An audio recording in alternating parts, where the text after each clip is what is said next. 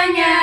Perkenalkan, nama saya Petra Maziari Tonga. Dan saya Orang Kamarita Tampunan. Saya Clarissa Aprilia Alo. Saya Nanda Setia Budianti. Dan pada hari ini kami akan menjelaskan tentang eksistensi Allah, yaitu keberadaan Allah, di mana Allah telah menyatakan dirinya bagi kita semua. Dan juga kami akan menjelaskan tentang nama-nama Allah.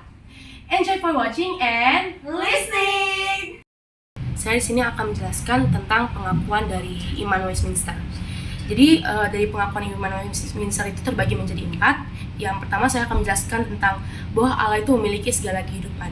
Yang dimaksud dari sini adalah bahwa Allah itu memiliki segala kehidupan yang ada di bumi ini. Jadi apapun yang kita kerjakan, apapun yang kita lakukan, dan apapun yang ada di bumi ini itu semua adalah milik Allah. Jadi Allah memiliki segala kehidupan, Allah memiliki kemuliaan, Allah memiliki kebaikan dan juga memiliki kebahagiaan. Dan semua itu ada di dalam dirinya sendiri. Jadi di dalam dirinya sendiri itulah dia itu maha mencukupi. Jadi karena dia maha mencukupi, jadi pengakuan yang kedua itu tidak memerlukan apa-apa dari ciptaannya.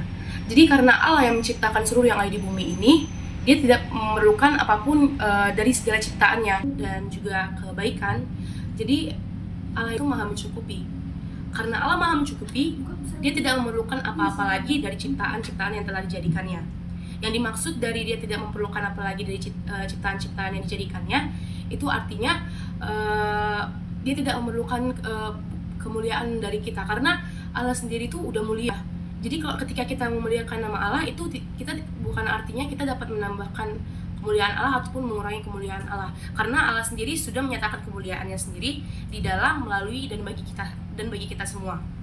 Lalu menurut pengakuan Imam Westminster yang ketiga, dialah satu-satunya sumber dan segala kehidupan dan segala sesuatu adalah darinya. Jadi karena semuanya itu berasal dari Allah dan semuanya dijadikan olehnya, Allah memiliki kuasa atas itu semua. Allah berdaulat atas itu semua. Jadi Allah memiliki hak untuk apa yang kita lakukan. Dia memiliki kehendak untuk apa yang kita lakukan, dan apa yang kita kerjakan dan apa yang kita lakukan itu semua adalah kehendak Allah. Karena Allah sendirilah yang telah menciptakan kita, dan segala sesuatu yang ada di bumi ini itu bersumber dari Allah, dan segala kehidupan dan segala sesuatu itu berasal dari Allah. Dan yang keempat adalah dia layak menerima segala penyembahan. Karena ketiga ini, Allah memiliki segala kehidupan, Allah yang menciptakan semua yang ada di bumi ini, dan semua bersumber dari Allah. Oleh karena itu, Allah memiliki hak untuk menerima penyembahan. Jadi udah sepantasnya dia menerima penyembahan dari kita sebagai manusia yang telah diciptakannya. Jadi dari penjelasan saya sebelumnya tentang pengakuan Iman Westminster, kita dapat menarik kesimpulan bahwa eksistensi Allah itu adalah keberadaan Allah. Kita sebagai orang percaya menerima keberadaan Allah itu melalui iman. Seperti yang dikatakan di dalam Ibrani 11 ayat 6, sebab barang siapa berpaling kepada Allah, ia harus percaya bahwa Allah ada dan bahwa Allah memberi upah kepada orang-orang yang sungguh-sungguh mencari Dia. Di sini ditekankan bahwa kita orang percaya menerima keberadaan Allah itu dengan melalui iman. Dan kita dapat mempercayai keberadaan Allah itu oleh karena Allah telah menyatakan dirinya. Allah telah menyatakan dirinya melalui wahyu khusus dan juga wahyu umum. Wahyu khusus yang dimaksud itu adalah bahwa Allah telah menyatakan dirinya itu melalui firman-Nya, di mana wahyu khusus itu adalah Alkitab, yang Alkitab itu merupakan inspirasi dari Allah, dan Alkitab itulah yang menjadi pedoman kita untuk dapat kita mempercayai tentang keberadaan Allah itu sendiri, yaitu dengan cara kita sebagai orang percaya dapat menerima firman Allah, yaitu melalui Alkitab. Lalu yang kedua adalah melalui wahyu umum. Wahyu umum yang dimaksud sini adalah bahwa wahyu Allah yaitu di dalam alam semesta. Seperti di Kejadian 1 ayat 1, pada mulanya Allah menciptakan langit dan bumi. Oleh karena karyanya yang sangat dahsyat, itu karya alam semesta, kita dapat menerima keberadaan Allah, bahwa semuanya ini telah dijadikan oleh Allah, bahwa semua alam semesta, bumi, dan segala isinya itu diciptakan oleh Allah. Jadi Allah itu adalah penumpang alam semesta, dan Allah yang telah mengatur alam semesta sesuai dengan kehendaknya dan pernyataan rencana-rencananya. Jadi kita dapat menerima keberadaan Allah melalui wahyu umum, yaitu sebagaimana Allah telah menciptakan. Bagaimana kita sebagai orang percaya dapat mengenal Allah? Perlu kita ketahui bahwa Allah itu adalah Allah yang tidak terjangkau oleh pengertian karena ketidakterbatasannya.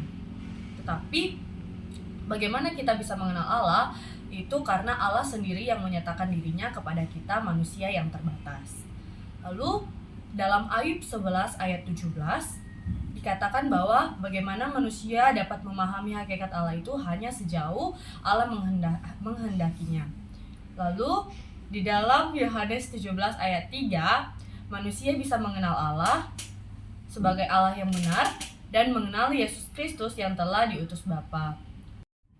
Manusia tidak bisa mengenal Allah secara lengkap, menyeluruh, dan sempurna. Itu akibat karena kejatuhan manusia di dalam dosa yang membuat manusia adalah manusia yang terbatas. Lalu pengenalan diperoleh dari pernyataan diri ilahi dan penerimaan melalui iman.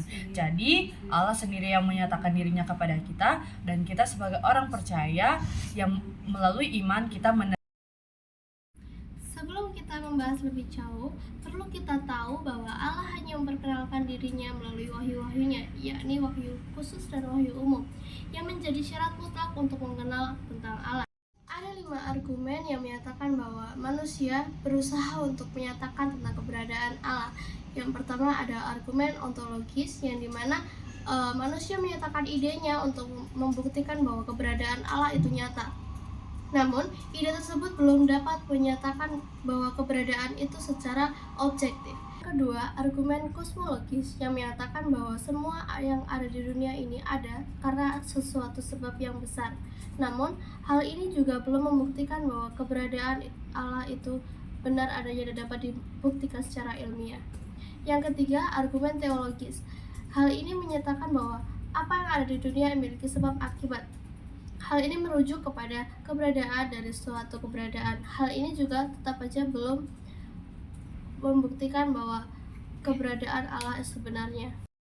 Yang keempat, moral. Tentang kepercayaan bahwa ada seseorang yang mengatur tentang manusia yang memiliki hak mutlak untuk memerintah manusia atau Allah sendiri. Tetapi hal itu tidak membuktikan bahwa keberadaan Allah itu dapat dibuktikan secara ilmiah. Yang terakhir, historis atau etnologis tentang kepercayaan antara suku atau bangsa yang menyebutkan bahwa ada kekuasaan khusus tentang.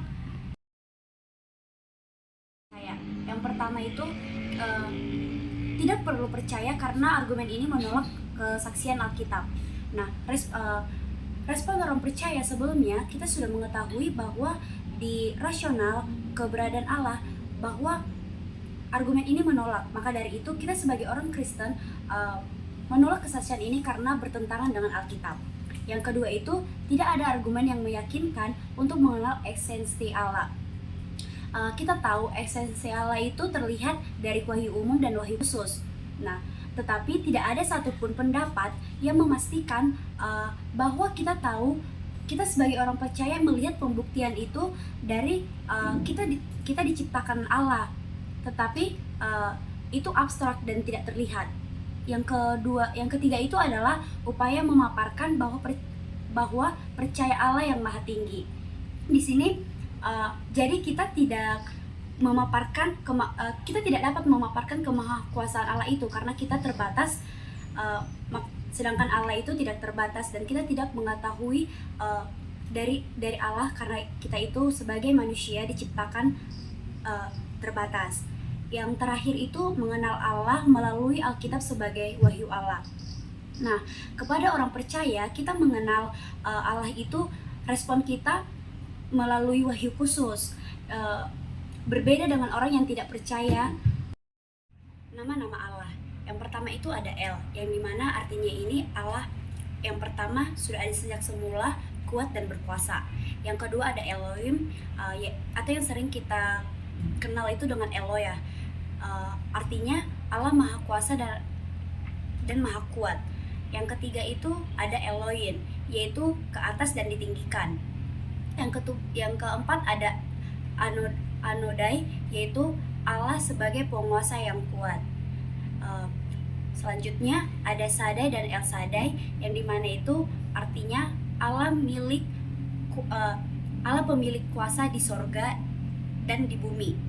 Dan Yahweh Sebaot, yaitu nama yang paling sakral, nama yang paling diagungkan, dan nama yang paling ditakuti tersendiri.